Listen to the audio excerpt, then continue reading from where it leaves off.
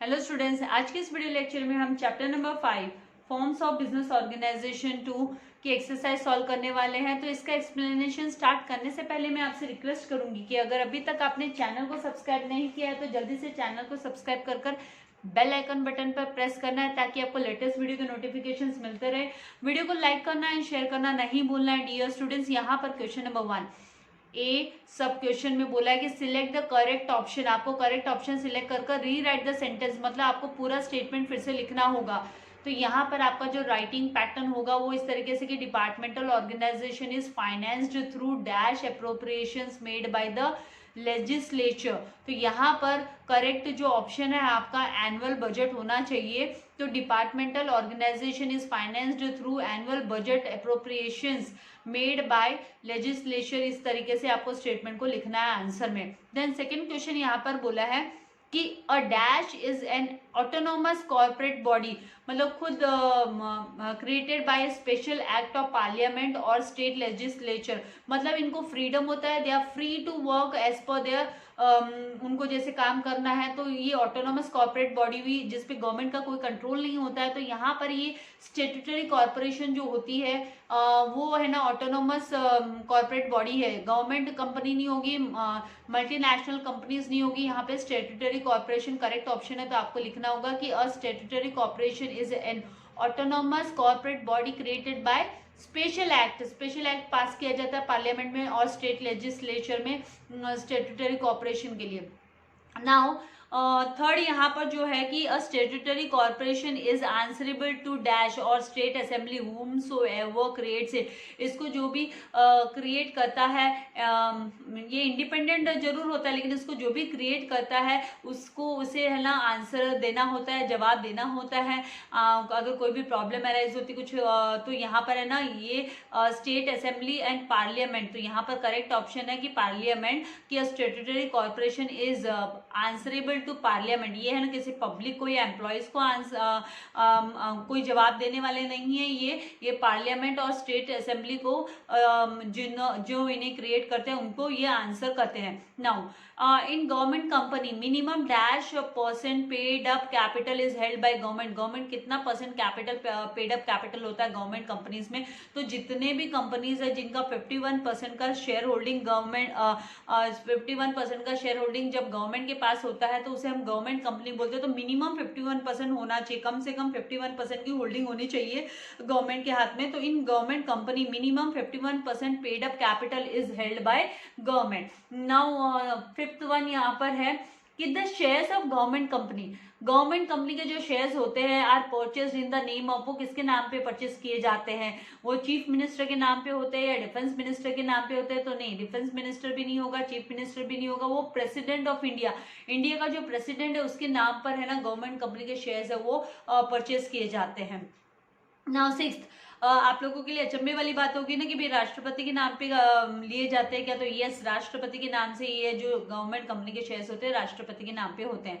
ना government on the advice of dash appoints auditor of government company. Government company के लिए auditor जो appoint होता है किसकी एडवाइस पे गवर्नमेंट अपॉइंट करता है? तो controller and auditor general of India, यहाँ पर एडवाइस ऑफ कंट्रोलर एंड यहाँ पर ऑडिटर जनरल ऑफ इंडिया के नाम पर ये उसकी एडवाइस पर है ना गवर्नमेंट कंपनी को भी ऑडिटर है अपॉइंट करना पड़ता है। चार्टर्ड अकाउंटेंट के हिसाब से नहीं, ऑडिटर के एडवाइस के हिसाब से नहीं, controller and auditor general of India. Now CAGI के हिसाब से। Now a government company is a dash entity separate from the government. तो it is a legal entity, ये जो है लीगल एंटिटी होती है। Government company is a legal entity separate from, ये जबकि है ना गवर्नमेंट से सेपरेट होती है, it is separate from the government, दोनों अलग अलग है। नाउ यहाँ पर dash company has public accountability, कौन सी कंपनी का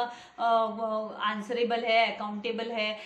तो कौन सी कंपनी पब्लिक के लिए अकाउंटेबल है, पब्लिक को जवाब देना पड़ता है, जिनका है ना पैसा लगा होता है कंपनीज में? तो गवर्नमेंट कंपनीज जो होती है government company has public accountability, उनकी जवाबदारी होती है पब्लिक के लिए भी, अपने जनता के लिए भी। Now MNCs are powerful dash entities. तो MNCs जो है वो इकोनॉमिकल पावरफुल है, ये इकोनॉमिकल एंटिटीज है, आर पावरफुल इकोनॉमिकल एंटिटीज हो गए, MNCs, multinational companies.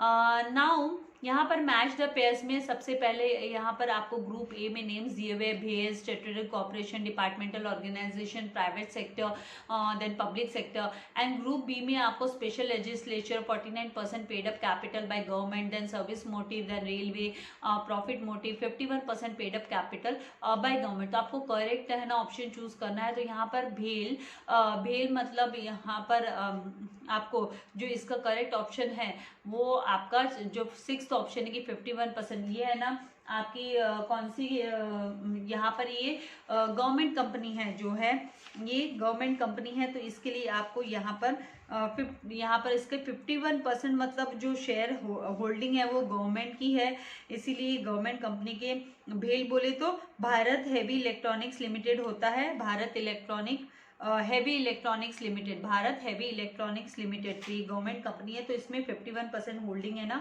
Paid up share capital वो है ना सेंट्रल गवर्नमेंट के हाथ में और स्टेट गवर्नमेंट के हाथ में होता है। कभी कभी पार्शली ये जो गवर्नमेंट कंपनीज होती है पार्शली कभी कभी central government and partially state government के हाथ में होते हैं इनके शेयर्स। नाउ स्टैट्यूटरी कॉर्पोरेशन, तो स्टैट्यूटरी कॉर्पोरेशन के लिए जो करेक्ट ऑप्शन है वो स्पेशल लेजिस्लेचर, मतलब है ना राज्यसभा में यहाँ पर असेंबली में स्पेशल लेजिस्लेचर इसके लिए पास करना होता है। नाउ डिपार्टमेंटल ऑर्गेनाइजेशन का जो करेक्ट ऑप्शन यहाँ पर आएगा वो आएगा railway, railway is a departmental organisation यहाँ पर। देन प्राइवेट सेक्टर है, तो प्राइवेट सेक्टर में आपका जो करेक्ट ऑप्शन आएगा वो प्रॉफिट मोटिव हुआ। प्राइवेट सेक्टर का मेन जो ऑब्जेक्टिव होता है वो profit motive, private sector is a profit motive, उनका जो एम होता है, उनका मोटो होता है वो प्रॉफिट। सो यहाँ पर आपका जो करेक्ट ऑप्शन होगा वो प्रॉफिट मोटिव करके आपको लिखना है। देन यहाँ पर जो नेक्स्ट है कि पब्लिक सेक्टर, तो पब्लिक सेक्टर की जब भी हम बात करें तो पब्लिक सेक्टर में क्या होता है कि 49% paid up capital by government. यहाँ पर पब्लिक सेक्टर में यहाँ पर जो आंसर आपको लिखना है वो यहाँ पर पब्लिक सेक्टर का सर्विस मोटिव इनका 49% नहीं होता है। पब्लिक सेक्टर मतलब गवर्नमेंट वाले सेक्टर्स ही होते हैं, तो उसमें 51% गवर्नमेंट की होल्डिंग होती है। लेकिन यहाँ पर जो पब्लिक सेक्टर है उनका जो मेन मोटिव होता है वो सर्विस मोटिव होता है। तो यहाँ पर जो ई आपका ग्रुप ई में ए में से जो ई ऑप्शन ई है उसका पेयर सही पेयर है आपका ग्रुप बी में से थर्ड वन सर्विस मोटिव। तो यहाँ पर मैंने आप लोगों के लिए आंसर भी रखे, तो आप यहाँ से हेल्प ले सकते हैं। नाउ क्वेश्चन नंबर सी में यहाँ पर गिव वन वर्ड और फ्रेज और term for the following sentences. तो नीचे जो सेंटेंसेस दिए हुए उसके लिए आपको करेक्ट टर्म देना है, आपको सही टर्म लिखना है। तो organisations which are owned by individual और ग्रुप ऑफ इंडिविजुअल्स, जैसे ग्रुप ऑफ इंडिविजुअल्स या एक सिंगल बंदा ओन करता है उस ऑर्गेनाइजेशन को हम क्या बोलते हैं, तो that organisation is known as private sector organisation. तो वो ऑर्गेनाइजेशंस प्राइवेट सेक्टर ऑर्गेनाइजेशंस होते हैं। देन सेकेंड क्वेश्चन यहाँ पर organisations which are owned by government, government को जो ऑर्गेनाइजेशंस गवर्नमेंट जिन ऑर्गेनाइजेशन के मालिक होते हैं उन ऑर्गेनाइजेशन को हम पब्लिक सेक्टर ऑर्गेनाइजेशंस बोलते हैं। एज पर द इकोनॉमी, आपने इकोनॉमिक्स में भी ये स्टडी किया होगा कि भाई अभी है ना खाली 2 सेक्टर ही बच गए हैं, रेलवे एंड ऑटोमिक एनर्जी जो है वो गवर्नमेंट पब्लिक सेक्टर है, बाकी सारे प्राइवेटाइज्ड हो चुके हैं। Now third the sector which aims at profit maximise, जिनका मेन एम मेन मोटिव जो होता है वो प्रॉफिट अर्न करना होता है, तो that is the private sector, वो प्राइवेट सेक्टर्स होते हैं। Then fourth the sector which aims at providing reliable services to customers, customer को अच्छी सर्विसेज रिलायबल सर्विसेज प्रोवाइड करते हैं, तो दैट इज सही सर्विसेज, तो that is the public sector. Then organisations which are owned financed and managed and controlled by government, जिन organisation को financing जिनकी मैनेजमेंट जिनका और कंट्रोल सारा गवर्नमेंट के हाथ में होता है या कॉम्बिनेशन ऑफ गवर्नमेंट होता है, उसे हम पब्लिक सेक्टर ऑर्गेनाइजेशंस बोलते हैं। देन नेक्स्ट यहाँ पर the organisations which is owned manage and controlled and finance by government, तो जिसको ओन भी करती है गवर्नमेंट, फाइनेंस भी गवर्नमेंट ही करती है, तो वो ऑर्गेनाइजेशंस को हम डिपार्टमेंटल ऑर्गेनाइजेशंस बोलते हैं। Owned managed controlled and financed bye. Now यहाँ पर नेक्स्ट जो क्वेश्चन है वो इस तरीके से कि भाई जो ओल्डेस्ट फॉर्म है बिजनेस ऑर्गेनाइजेशन का अंडर द पब्लिक सेक्टर के अंडर में, तो that organisation is a departmental organisation, उसे हम डिपार्टमेंटल ऑर्गेनाइजेशन बोलते हैं। तो जैसे railway comes under the departmental organisation, the organisation which performs its all activities as an integral part of government only, government के हिसाब से ही सारा काम करते हैं, अपना इंटरनल उनका वर्क प्रोसेस पूरा गवर्नमेंट के हिसाब से होता है, तो those organisations are departmental organisations होते हैं। The organisation which is financed through annual budget appropriations made by the legislature, जो यहाँ जब असेंबली में इनकी जो एनुअल बजट जब डिक्लेयर किया जाता है फाइनेंस मिनिस्टर के द्वारा, तो उस समय पर है ना जिन ऑर्गेनाइजेशंस के फाइनेंस को भी डिसाइड किया जाता है, उनको भी एलोकेट किया जाता है फंड, तो वो ऑर्गेनाइजेशंस कौन से होते हैं, वो डिपार्टमेंटल ऑर्गेनाइजेशंस होते हैं, जो कि है ना कंप्लीटली है ना गवर्नमेंट के कंट्रोल में होते हैं। आई होप यहाँ तक आपको समझ में आ गया है, आपको चाहिए तो इसके स्क्रीनशॉट आप ले सकते हैं। एंड नाउ नेक्स्ट यहाँ पर 10th वन की the organisation in which there is direct and absolute control होता है गवर्नमेंट का ओवर द एंटरप्राइज के ऊपर, तो पूरा का पूरा डायरेक्ट एंड एब्सोल्यूट कंट्रोल कौन से ऑर्गेनाइजेशंस पे होगा, तो डिपार्टमेंटल ऑर्गेनाइजेशंस पे होगा। Then 11th an autonomous corporate body created by special act of parliament और state legislature with defined powers and functions and duties, तो वो कौन सी होती है, स्पेशल एक्ट के थ्रू जो ऑर्गेनाइजेशंस ऑटोनोमस कॉर्पोरेट बॉडीज जो बनती है वो स्टैट्यूटरी कॉर्पोरेशंस कहलाते हैं, उन्हें हम स्टैट्यूटरी बाय द लॉ, ये जो कॉर्पोरेट्स है बाय द लॉ ये बने हुए हैं, तो यहाँ पे स्टैट्यूटरी कॉर्पोरेशंस हो गए। Then an organisation which is answerable to parliament और state assembly whomsoever creates it, जो भी इसको क्रिएट करता है उनको इनको जवाब देना पड़ता है उनकी हर एक एक्टिविटी का, तो that is the statutory corporation. हाँ, काम वो लोग है ना अपने हिसाब से करते हैं, ऑटोनोमस बॉडी हो गई है। An organisation which is not subject to the budget, हाँ लेकिन इनको है ना बजट में से कुछ भी इनको फंडिंग नहीं मिलती है, accounting and audit controls by the government, ना ही अकाउंटिंग एंड ऑडिट का कंट्रोल होता है इन पे, तो that is the statutory corporation. इसके अपोजिट डिपार्टमेंटल ऑर्गेनाइजेशंस में गवर्नमेंट का फुल्ली कंट्रोल होता है। नाउ जो नेक्स्ट क्वेश्चन हमारा है वो है ट्रू एंड फॉल्स का, कि स्टेट ट्रू एंड फॉल्स। यहाँ पर अभी ट्रू एंड फॉल्स में हमको तो सबसे पहला जो है कि private sector organisations are owned by individual और ग्रुप ऑफ इंडिविजुअल्स, तो इसका आंसर जो होगा वो होगा ट्रू, कि ये है ना प्राइवेट जो है वो ग्रुप ऑफ इंडिविजुअल्स और इंडिविजुअल्स के द्वारा ही कंट्रोल और मैनेज किया जाता है। Public sector organisations are owned by government, तो यस पब्लिक सेक्टर ऑर्गेनाइजेशंस को कौन कंट्रोल करता है, ओन करता है, कौन इसका मैनेजमेंट होता है, तो गवर्नमेंट होती है, तो ये ट्रू हुआ। Then private sector aims at providing reliable services to customers को रिलायबल सर्विसेज प्राइवेट सेक्टर्स ने ही प्रोवाइड करते हैं, पब्लिक सेक्टर्स प्रोवाइड करते हैं, तो ये स्टेटमेंट हुआ false. Then public sector was undertaken as a part of industrial policy 1956, तो हाँ इंडस्ट्रियल पॉलिसी 1956 जब आया था तो उसके it is a part of public sector is a part of that industrial policy 1956, true हुआ statement. Then departmental organisations is oldest form of business organisation under public sector, तो true, departmental organisations ये oldest public organisations है, sectors है। Then departmental organisations performs its all activities separately from government से separately ये perform करते हैं सारे के सारे एक्टिविटीज, तो ये गलत हो गया, फॉल्स है, ये तो गवर्नमेंट के कंट्रोल में ही होता है। Then the minister incharge of ministry is the head of departmental organisation, जो मिनिस्टर इंचार्ज होता है मिनिस्ट्री का वो उसका हेड होता है डिपार्टमेंटल ऑर्गेनाइजेशन का, तो ये ट्रू, जैसे रेलवेज में। Now, there is always a problem of red tapeism and bureaucracy in departmental organization. तो रेड टेपिज्म मतलब क्या होता है कि है ना एक्सेसिव पेपर वर्क होता है एंड ब्यूरोक्रेसी इसके कंट्रोल में, गवर्नमेंट के कंट्रोल में होता है डिपार्टमेंटल ऑर्गेनाइजेशन, तो ये स्टेटमेंट जो है वो ट्रू हुआ। Then there is large scope for initiative and skill in departmental organization, तो ये स्टेटमेंट फॉल्स हो गया। यहाँ पर है ना large scope for initiative and skill नहीं होता है डिपार्टमेंटल स्टोर में। Then in departmental organisation there is a flexibility in operations में कोई फ्लेक्सिबिलिटी प्रोवाइड नहीं होती है, यहाँ पर जो ऑपरेशंस होते हैं वो रिजिड ऑपरेशंस होते हैं, there is no flexibility in the organisation के ऑपरेशंस में, कामकाज में। Then find the odd one out, तो ऑड वन आउट में Indian Post, Indian Railway, Bank of India, Air India. तो यहाँ पर Indian Post, Indian Railway and Air India ये गवर्नमेंट के हो गए and Bank of India is a private. तो यहाँ पर ये बैंक ऑफ इंडिया है वो आपका ऑड वन आउट हो गया। Then Life Insurance Corporation, Reserve Bank of India, then Bharat Electronic, यहाँ पर Bharat Heavy Electronics Limited and ONGC।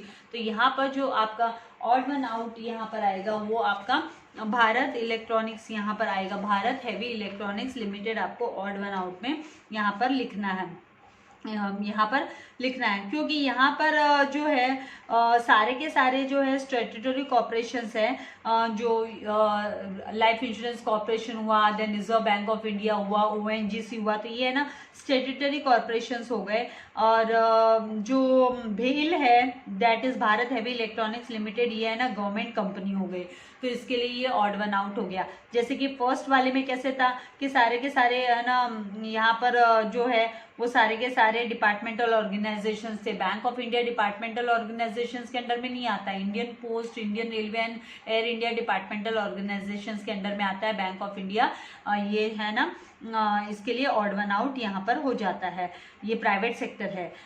Then Pepsi, then Coca Cola, Dabur, Procter and Gamble, तो Procter and Gamble, Pepsi and Coca Cola ये सारे MNCs है, multinational companies है with headquarters outside India, जिनका headquarter India के बाहर है। जबकि डाबर है ये इंडियन कंपनी है, इसीलिए ये इंडियन कंपनी अलग से अलग थलग पड़ गया यहाँ पे तीनों के नामों में, तो ये हमारा अलग से आपको ऑड वन आउट में लिखना है। Then Tata Motors, Hindustan Aeronautics Limited, then Steel Authority of India Limited जिसे सेल भी बोलते हैं, and Gas Authority of India गेल।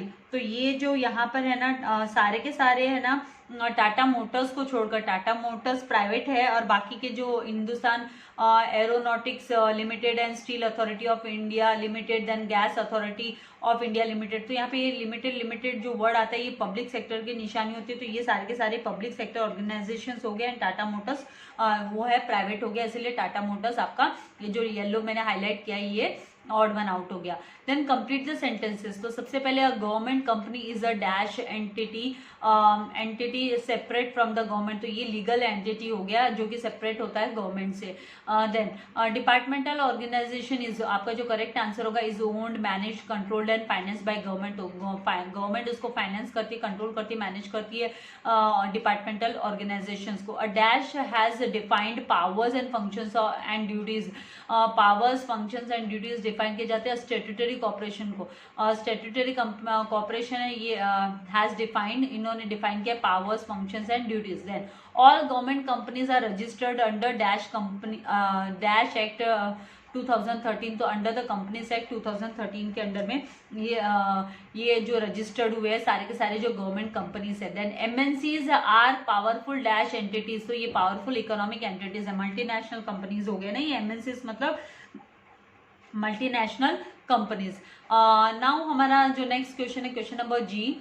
सबसे पहला जो question answer in one sentence में, what is government company. Government companies कौन से कंपनीज होती है, तो ध्यान से सुनिएगा कि the company which is registered under, जो कंपनीज है ना कंपनीज एक्ट के अंडर रजिस्टर्ड हुई है 2013 के एक्ट के under, having more than 50% of paid up share capital, उनका जो पेड अप शेयर कैपिटल पे 51% की होल्डिंग होती है सेंट्रल गवर्नमेंट की या फिर स्टेट गवर्नमेंट की, या पार्टली सेंट्रल गवर्नमेंट उस पर होल्डिंग रखती है और पार्टली स्टेट गवर्नमेंट या वन और मोर स्टेट गवर्नमेंट है उस पर है ना कंट्रोल होता है 51% शेयर होल्डिंग के साथ में, तो उस कंपनी को हम है ना गवर्नमेंट कंपनी बोलते हैं। That company is known as government company. मतलब स्ट्रेट अवे 100% 100% में से 51% पेड अप शेयर कैपिटल है ना गवर्नमेंट के हाथ में होना चाहिए, भले वो स्टेट गवर्नमेंट हो चाहे सेंट्रल गवर्नमेंट हो या दोनों के पास में हो, 51% की होल्डिंग होनी कंपल्सरी, उससे ज्यादा चलेगा लेकिन मिनिमम 51% होना चाहिए।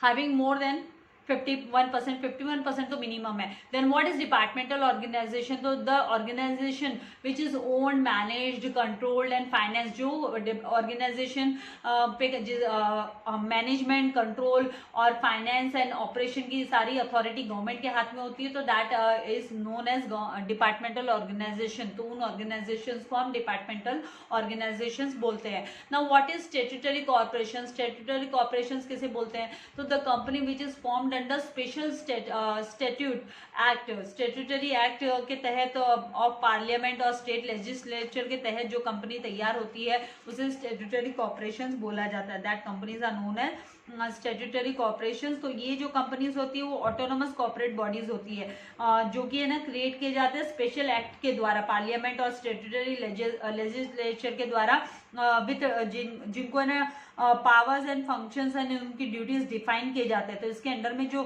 एग्जांपल्स होते हैं वो रिजर्व बैंक ऑफ इंडिया हुआ, देन आपका लाइफ इंश्योरेंस कॉर्पोरेशन इंडिया, ये सब है ना स्टैट्यूटरी कॉर्पोरेशंस के अंडर में आता है।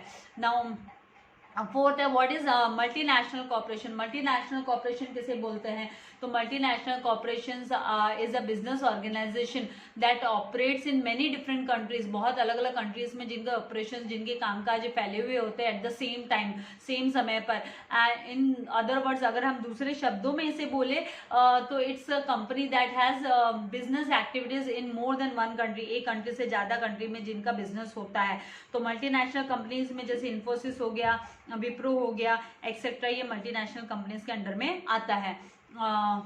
Now what is public sector. Public sector किसे बोलते हैं? तो the organisation which is owned, manage, controlled and finance by government, या फिर combination of government, state government and central government का कॉम्बिनेशन होता है, तो that is known as the public sector organisation. तो उन ऑर्गेनाइजेशन को हम पब्लिक सेक्टर ऑर्गेनाइजेशन बोलते हैं। जैसे HPCL हो गया, हिंदुस्तान पेट्रोलियम लिमिटेड हो गया, भारत पेट्रोलियम कॉर्पोरेशन लिमिटेड हो गया।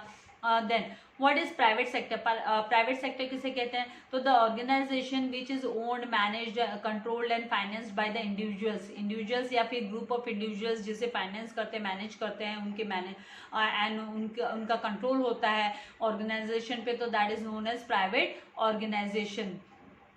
नाउ यहाँ पे जो क्वेश्चन नंबर H है, करेक्ट द अंडरलाइन वर्ड। आपको जो अंडरलाइन दिया हुआ शब्द है उसको करेक्ट कर और स्टेटमेंट फिर से लिखना है। रीराइट द फॉलोइंग सेंटेंस बोला है। तो सबसे पहले statutory corporation is a natural person created by special act. तो ये नेचुरल पर्सन नहीं है, नेचुरल थोड़ा ना, ह्यूमन बीइंग थोड़ी ना, ये स्टैट्यूटरी कॉर्पोरेशन तो आर्टिफिशियल पर्सन हो गया, जिसे कि है ना पार्लियामेंट में ये एक्ट पास होता है, लेजिस्लेचर पास होता है, स्टेट लेजिस्लेचर में इनको है ना इनके powers and functions and duties define किए जाते हैं, जैसे Reserve Bank of India, LIC। तो यहाँ पर statutory corporation is an artificial person होता है, that is created by special act, special act के तहत क्रिएट किया जाता है। Now a statutory corporation is not answerable to parliament और स्टेट असेंबली। तो ये गलत है, यहाँ पे ये गलत है, क्योंकि जो सारी जो ड्यूटीज है, फंक्शंस है एंड पावर्स है, वो सब है ना असाइन किए जाते हैं पार्लियामेंट और स्टेट असेंबली के द्वारा ही। तो स्टैट्यूटरी कॉर्पोरेशन है वो that is answerable to parliament और स्टेट असेंबली। हाँ, वो अपने डिसीजंस इंडिपेंडेंटली ले सकते हैं बिजनेस रिलेटेड, बट उनको उनकी ड्यूटीज एंड उनके जो फंक्शंस एंड क्या उनको राइट्स है, क्या पावर्स है, वो उनको दिए जाते हैं, उतने ही पावर्स वो यूटिलाइज करते हैं। Then MNC have existence in single country. Single country कैसे होगा? मल्टीनेशनल कंपनीज है उनके सिंगल कंट्री में नहीं, बहुत सारे कंट्रीज में उनके एग्जिस्टेंस होते हैं, उनका बिजनेस सेटअप होता है। तो MNC have existence in many countries आना चाहिए यहाँ पर answer. Then departmental organisation has separate existence from government.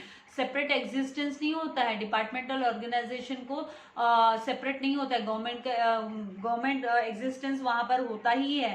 तो departmental organisation has no separate existence from government. Government का हाथ होता है, उसमें कंट्रोल होता है, इसीलिए सेपरेट नहीं होता है गवर्नमेंट से। डिपार्टमेंटल ऑर्गेनाइजेशन गवर्नमेंट ऑर्गेनाइजेशन ही होते हैं।